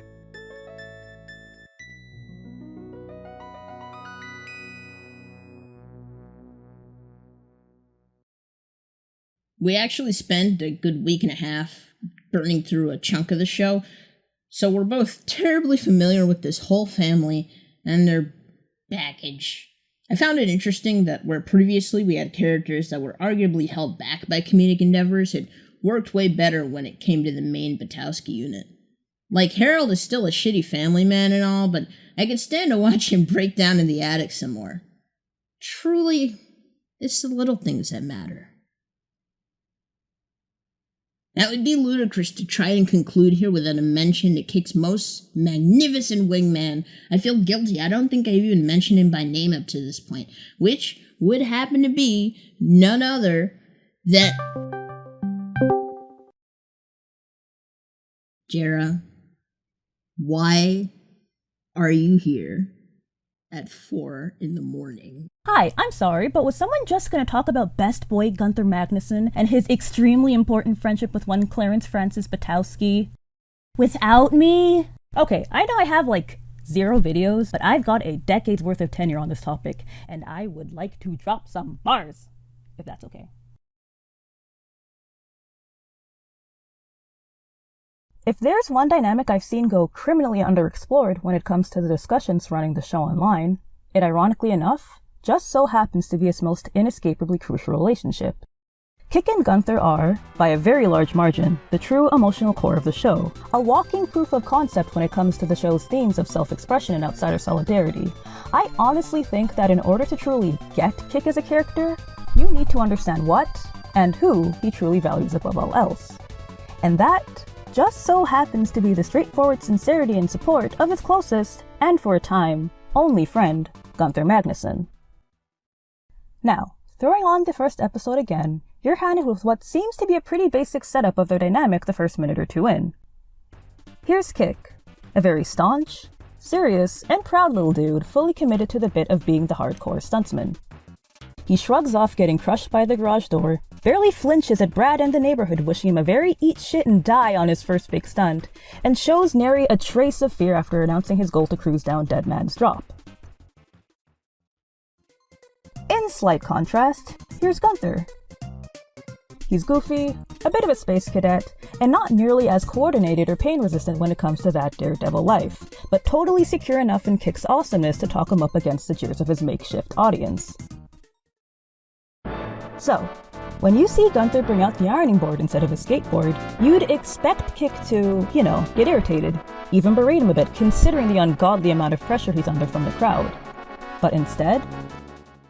Gunther, you... genius! Anyone can try this insane stunt on a skateboard, but an ironing board? There's only one man for that. Kick Buttowski! He rolls with it, impressed with Gunther's ingenuity and fully trusting him to have his back even after all of the technical hiccups.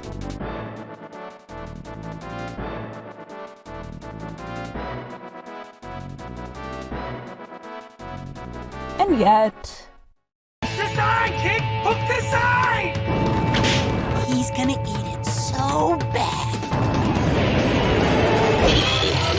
Ah, biscuits.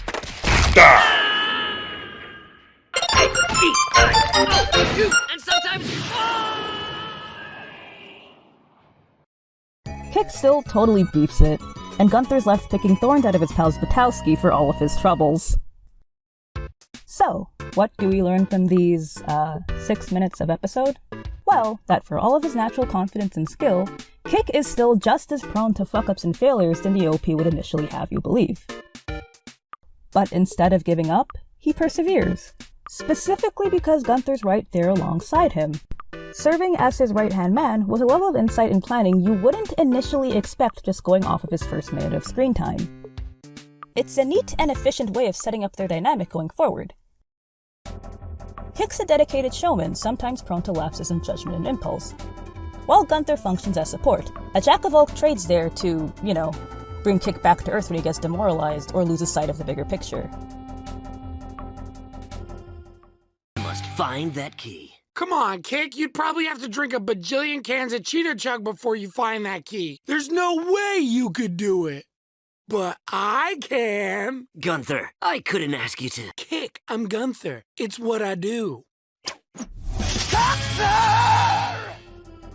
There's a natural, unquestioned synchronicity there that's just fascinated me for a little over a decade now. If Gunther's not sure about a plan, Kick's blind confidence reassures him. If there's some kind of blind spot in Kick's planning, he always trusts Gunther to have that covered and accounted for. They may be at odds in terms of general attitude, but it's a complete non-issue to a surprising degree, considering who we're dealing with here. Stupid pageant. Who even comes to these things?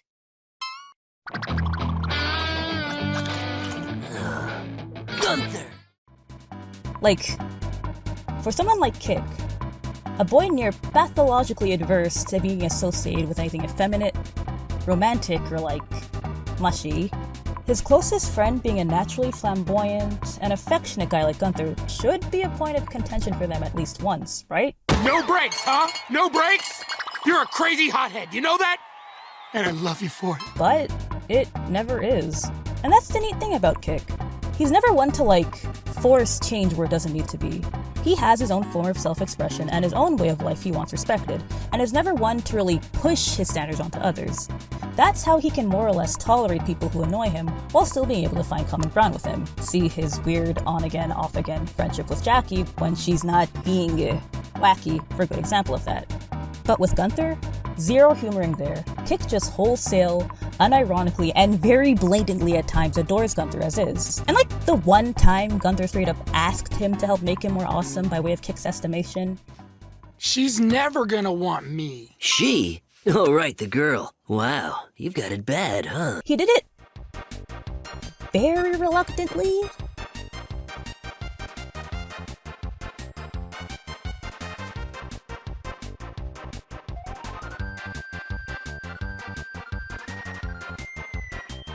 And the second where it seemed like Gunther would actively be in danger thanks to his inexperience, Kick's immediate reaction to Gunther vowing to conquer Widowmaker's Peak was to... Come on, Gunther!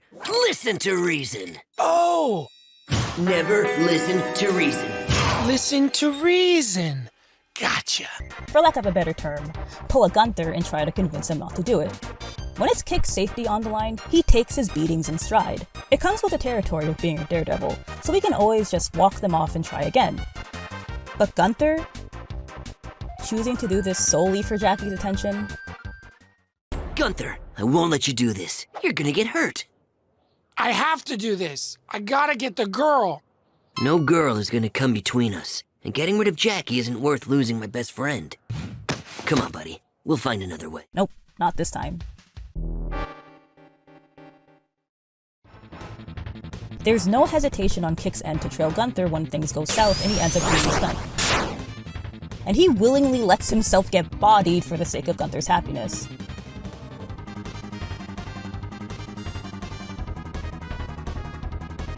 And the wildest thing about that, it's pretty consistent on Kick's end. There are a lot of just small character moments where you can tell that Kick's looking out for him. And for the most part, he never pushes Gunther to a level of discomfort where he outright bails, something that tends to put him at odds with the rest of Mellowbrook. Of the entire cast, Kick tends to be the most, I'd say, attuned to Gunther's reactions, a fact that often sticks out against his complete lack of social decorum when it comes to being stunt guy on main 24/7. He pays attention when Gunther calls him out, or when he points out logistical issues in his planning. Why do you have a complete schematic of the Mellowbrook dog pound drawn on your back? There's some things even friends don't share. Well, usually. Well, what if your dad pretended to be cool? Nah. Or I could pretend to have a cooler dad. Oh, and I'll pretend that I totally support this. Kick demonstratively values the approval of Gunther above all else. Because to Kick, Gunther is his Gunther. His good friend Gunther with the cool Nordic family, his guardian angel and moral compass who can be a bit touchy at times, and who enjoys things that Kick can only barely wrap his dumb, hypermasculine little head around. But his completely irreplaceable Gunther all the same. I'm not kidding about all the possessive language, for the record. He really just says that more than once. Now get out of our hangout! Or else! Not without my Gunther. I'll take my Gunther back now. And our hangout. Don't eat my Gunther! Or wake him up! Kick's affection towards Gunther verges on implicitly romantic at points, but... God. The rabbit hole that is the gay coding of one Clarence Buttowski goes even deeper than just this. And I'm getting a wee bit off topic anyways, so I'll save that for another time on my own channel. Anyways, how does Gunther feel about his friendship with Kick? You know, I'm beginning to wonder if you're a fan. You're right, Kick. I'm not your fan. I'm your friend. Buddy, come on. Ah, see? I knew you'd come around. Ah, jeez. Now, don't get me wrong. There's a lot of mutual appreciation still there to be found. I'm not gonna let you stand in the way of my ultimate Muscle Beach hangout! I'm not about to let you break up an awesome friendship! And Gunther definitely appreciates having Kick in his life and getting to be such a key part in his greater success. But it's fair to want to be more than just a part of someone else's story, right? And that tends to be the premise for a lot of their besties in contention moments throughout the series. Gunther feeling irrelevant in comparison to his awesome friend, while Kick, bless his heart, doesn't even think to consider him such. It's no use, Kick! Leave me behind! Save the board! I'm replaceable! No, man! I'm gonna get you both! You can't do it all! I have to do it all! And then some! Like, there are a lot of small moments where he either expects imminent abandonment, or is genuinely uncertain what his place in Kick's life is beyond the wingman. Especially when you consider that he's more or less spec'd hard into being Kick's right-hand man. What will I do without my best friend? Are you sure this is safe? Oh yeah, we do this all the time where I'm from.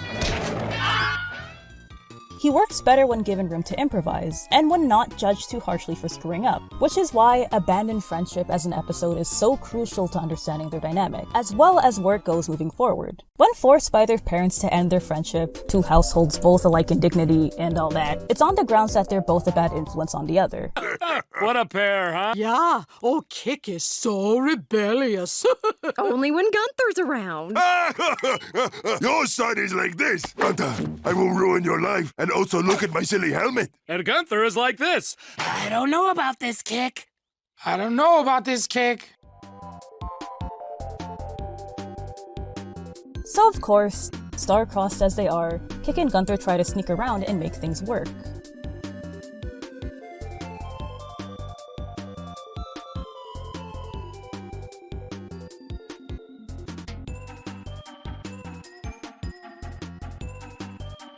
But to no avail. Their parents are too militant, so they vow to never find another best friend. That lasts for about, like, a day, and it goes about as well as you think. Well, you ever think about going down Dead Man's Drop? Never find another friend ever, huh? Sitting in our booth with him? With Gunther at least, he, tries to socialize and make new friends out of the Mellowbrook kids. Into Kick. But with Kick himself, he's completely out of his element without Gunther by his side. No one comes close, whether it be because they're too uncritical of him.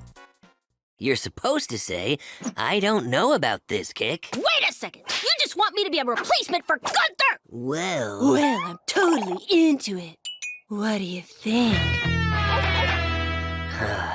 Or they don't have Gunther's expertise or, sentience.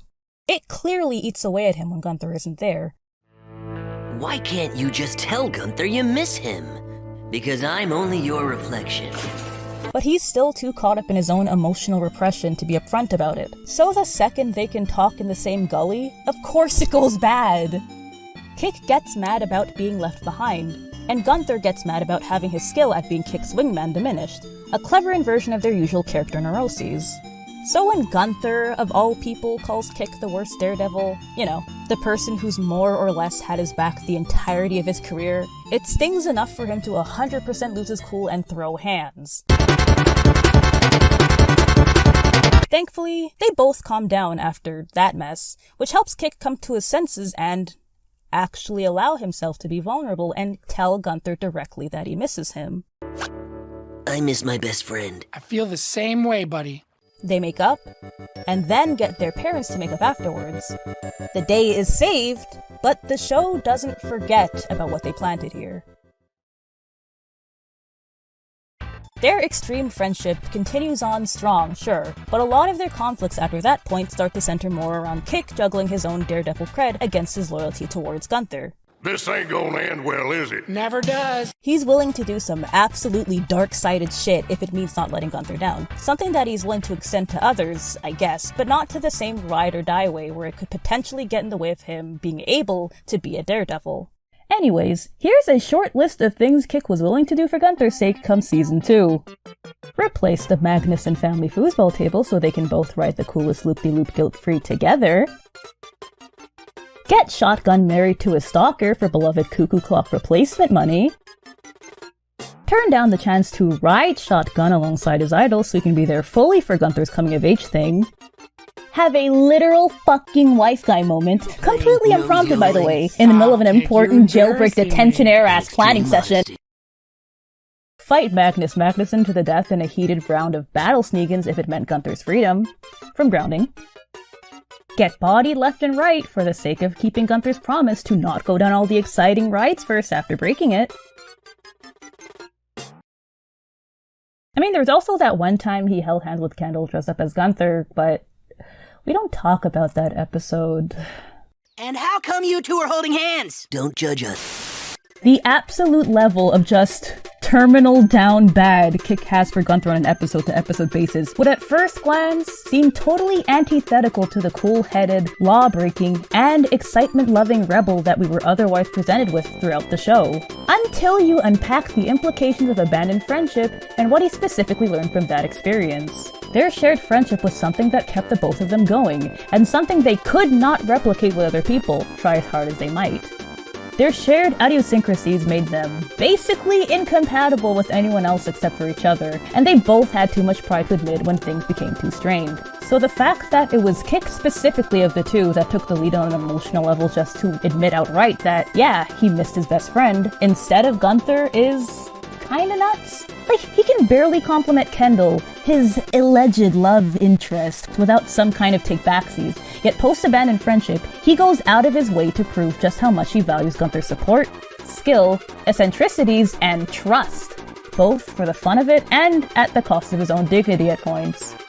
Interestingly enough, it's the exact same energy Gunther already offered him back unquestioned for most of the show's run, even against his own reservations. From completing Kick's stunt for him after having knocked him out, to reaching out to Billion Stumps himself to help Kick get his mojo back after losing his helmet, it's clear that Kick's happiness is Gunther's happiness as well. So when even Billy can see just how special a bond they share with each other as stuntman and wingman, how is it that right when I needed you most, there you were at the top of Widowmaker's Peak? Your buddies, he's something else. it's definite food for thought. But if there's one episode that just brings it all home, it has to be the revelation that is War and Peace. So here's the basic rundown. Kick helps Gunther do a viral stunt thing in tribute to Gunther's personal hero, Thor Thorson. All fine and dandy, right? But shenanigans ensue, and Kick ends up doing the stunt instead of Gunther, thus securing his place as the best Viking evermore. You'd think the conflict of the episode would go like this. Wow, Kick goes viral and gets recognized for his skills, but becomes so pig-headed about it, he doesn't even realize that he sold this opportunity from his bestie. But instead, his immediate response is to keep vouching for Gunther as the true genius mastermind, the most deserving of their praise, even as the people of Old Country both metaphorically and physically leave him to eat dirt at every given chance. Kick gets sick of all the disrespect being put on Gunther's name, so he encourages Gunther to take up the mantle like he should have done to begin with and do the stunt. What could possibly go wrong after that?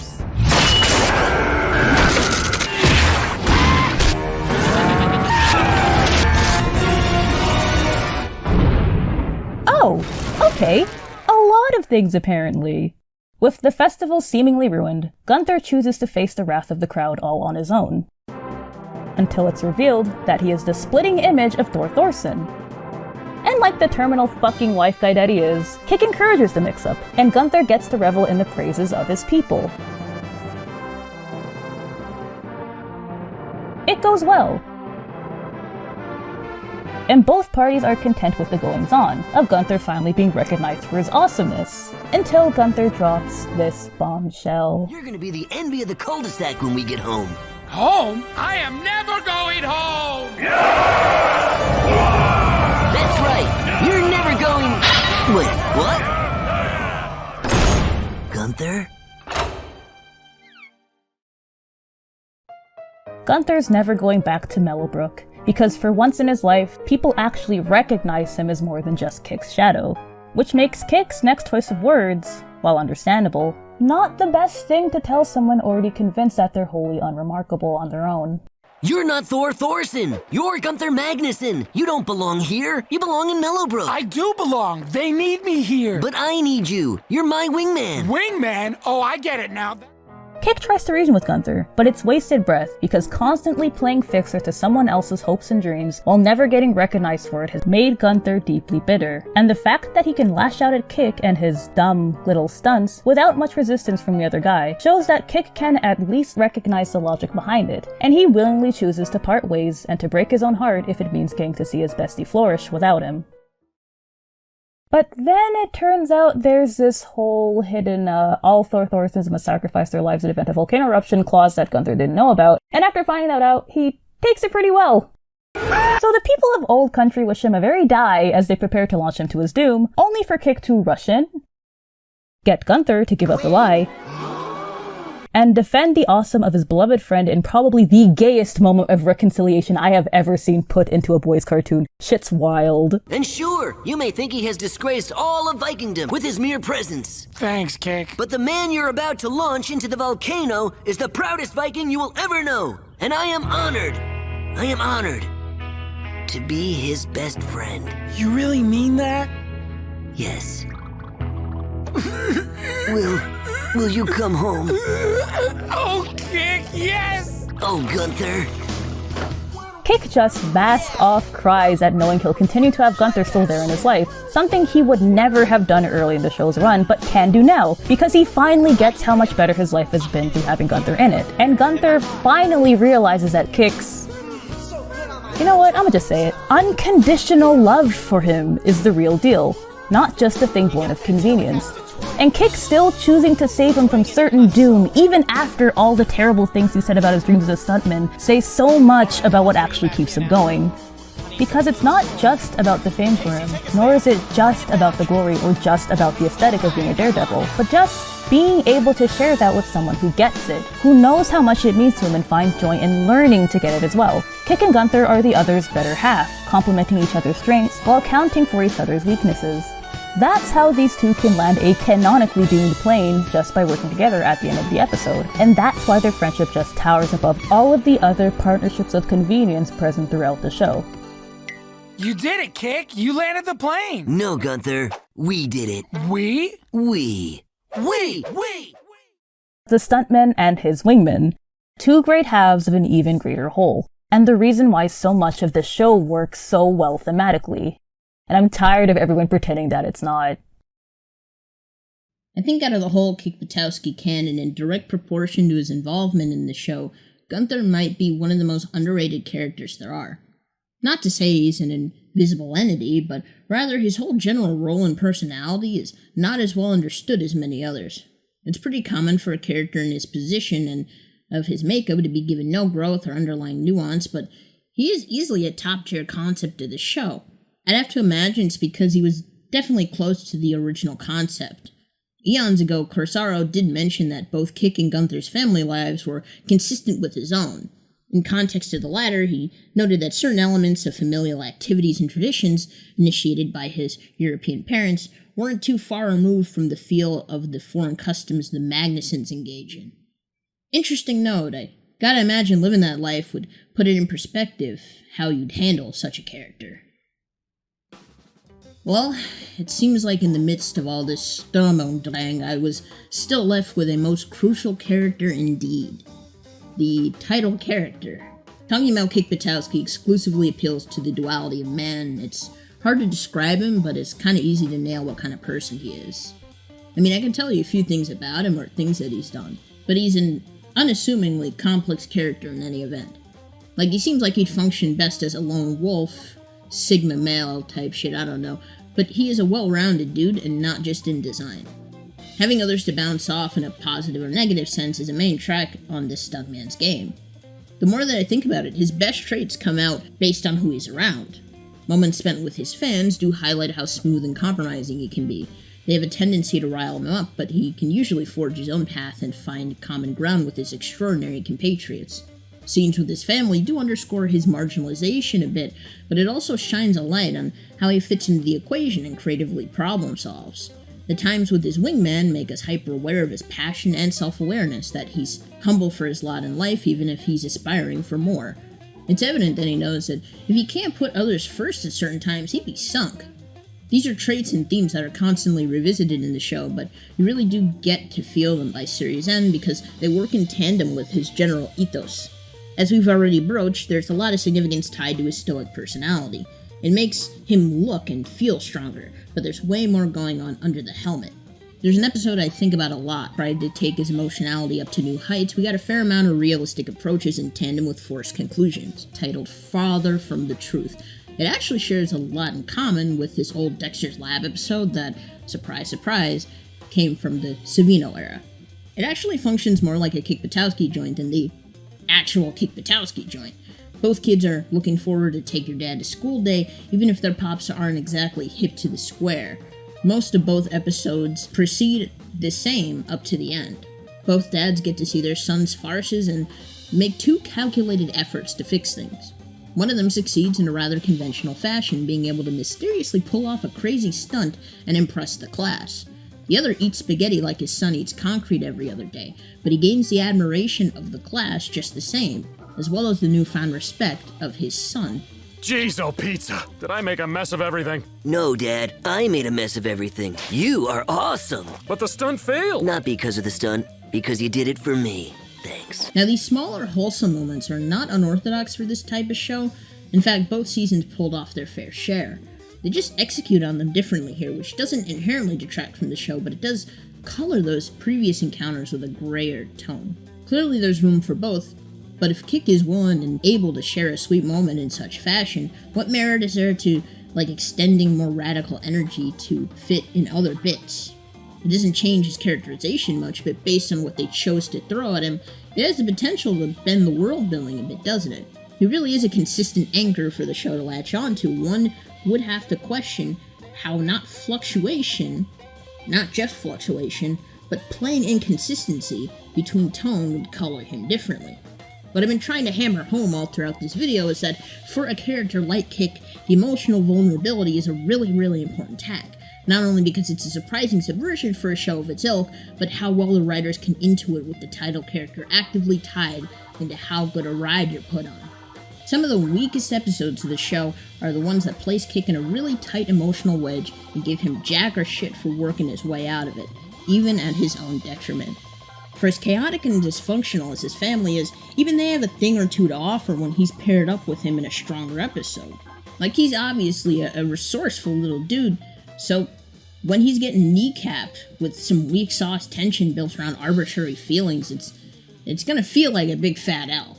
It's why Kyle episodes rile people up so fast, because pretending that Kick wasn't valid to feel violated when he did, and writing it in a way that alienates him from the level ground established throughout most of the show evaporates once he knows the meaning of true family and shit, and that's just wild compared to episodes like these.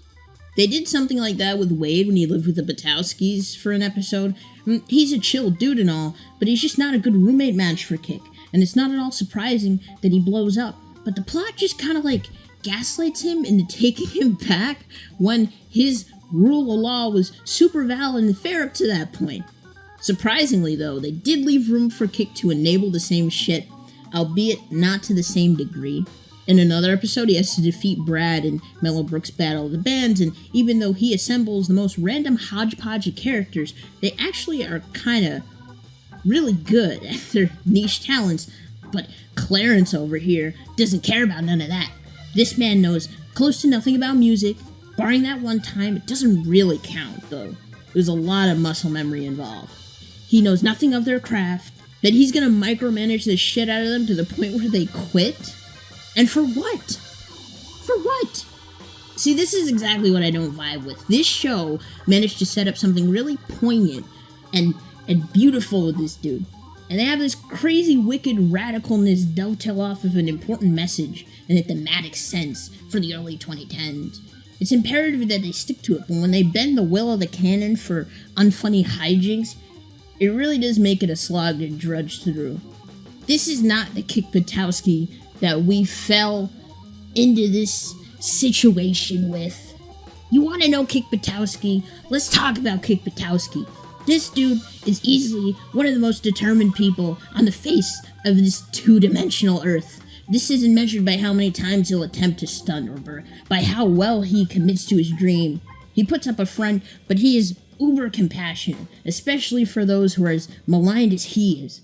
And he's so handy. Whatever written knowledge he lacks, he makes up for in acuity, coordination, and 300% pure grit, baby. He likes to fly solo, but he is a valiant team player. He's not gonna rest until the last goal is scored, even when he is literally the last man standing. He's easily the best of both of his worlds, the tangible reality he's born into, and the world of work that he created with his own two gloved hands. It's so easy to pigeonhole him, but he's easily crafted such a rich and redeeming world. His character ain't immaculate, but you really get to the net impact of his work, and then you realize Kick Buttowski is this world, and we're privileged to be living in it. Real Kick Buttowski moments are real. 200% more authentic and raw than the dude himself, if that's even possible. The real action isn't just giving him issues to work out. It's watching him thrive so hard, he practically slides into stunt work history, dovetailing off a perfect solution with the essentials. It's not always as glamorous looking or sounding, but when it hits just right, you really feel it. That is the ideal Kick Buttowski vibe.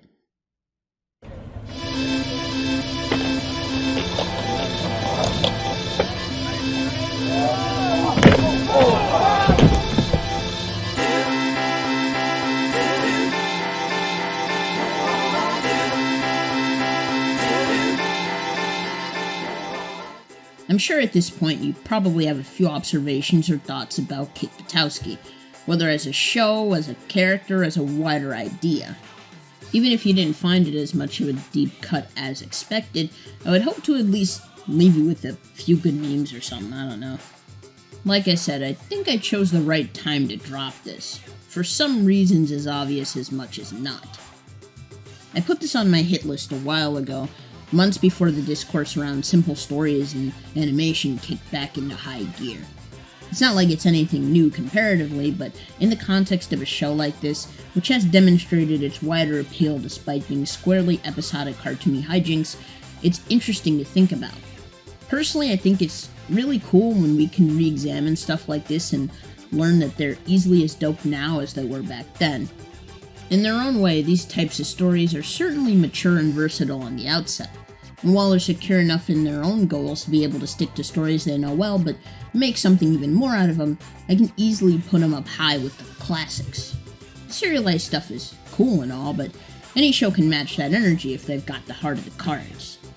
All that got me thinking about Kick in a more holistic sense. It has a lot to offer as is, but you could also, incidentally or otherwise, pin a wider significance to it. The way I could explain things, it feels like the stars merely aligned on the right day and created this deadly combination. But in a way, I think that's just the power of a show that's able to kick it in high gear so seamlessly.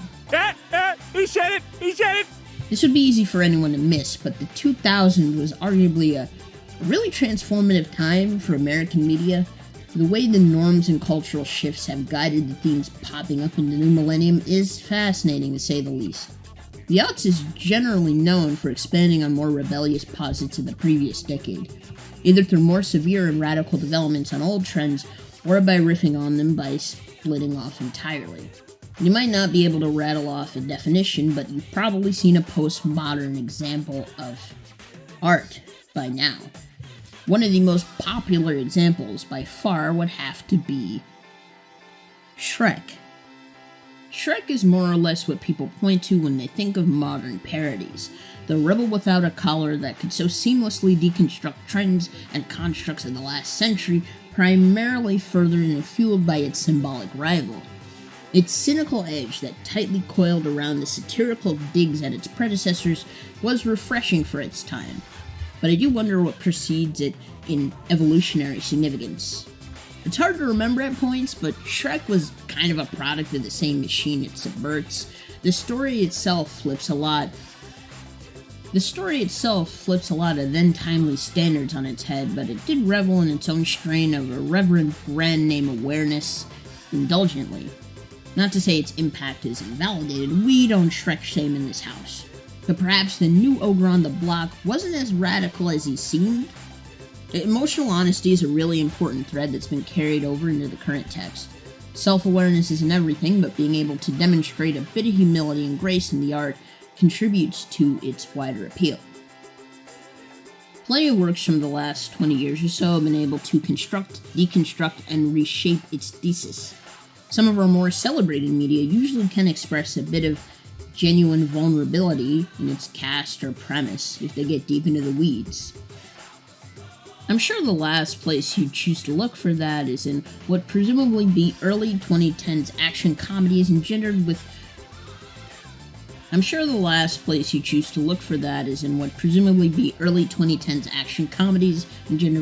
specific gender pandering. But I think what really impresses me about Kick Buttowski is that it manages to be as emotionally engaged as it is radically rough and tumble. You have a bit of an unassuming protagonist, right, and he takes you through a pretty philosophically contrasting world. His only job is to kick, flip, and grind, but by exploring his world, you do learn more about the kinds of things that can shape a person.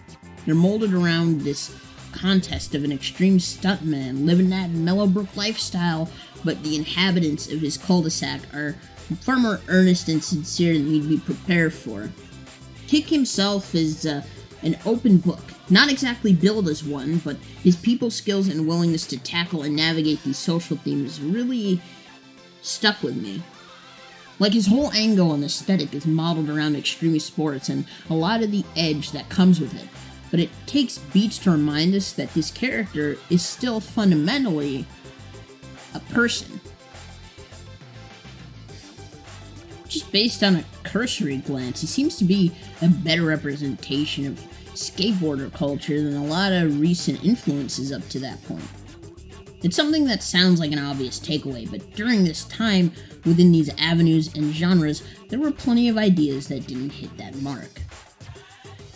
I mean, if you had heard of this premise while it was still in production, you would never come to any of these conclusions by itself.